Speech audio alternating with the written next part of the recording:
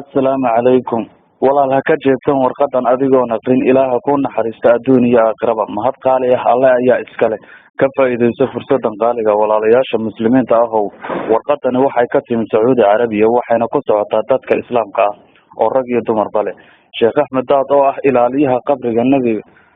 إلاليها قبرق النبي عليه الصلاة والسلام أيا وقت هبانا مركوتو كذا صلاة الليل كذب النبي عليه الصلاة والسلام أيا يري شيخ أحمد داد 60 مليون oo qof ayaa dhimatay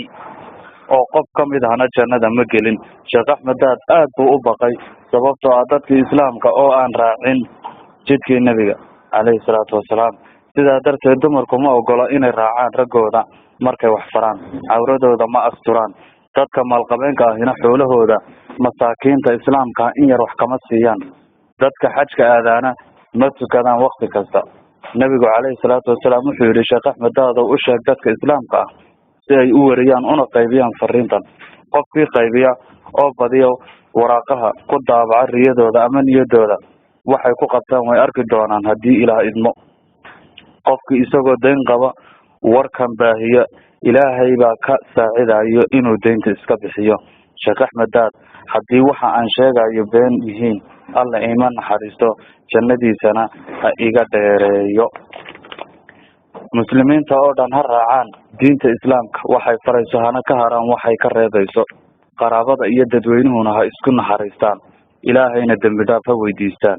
isniin walbana ha soomaan qofkii warqadan 30 koobi oo dadka islaamka u qaybiya naxariista ilaahay buu helayaa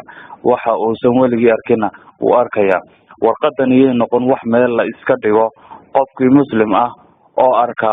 waa inuu badiyaa oo muslimiinta gaarsiiya nin la yiraahdo kitaabi markuu warqadan arkay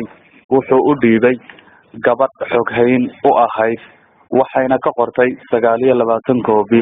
wayna qaybisay nasiib wanaag maalmo gudahood ayay heshay waxaynan weligeed ku riyoonin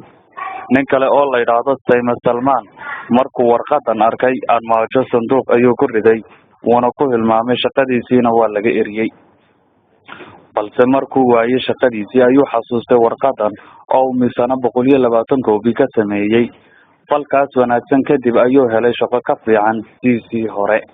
nin kale markuu warqadan helay wuxuu ka soo qaaday waxaan macna lahayn una jeexjeexay nasiib darro isla maalmo gudahood ayuu si dhib badan u geeriyooday si gudbi adigoo niyeysan wixii aad rabtay inaad hesho ha ka caajisin walaal. Assalaamu calaykum.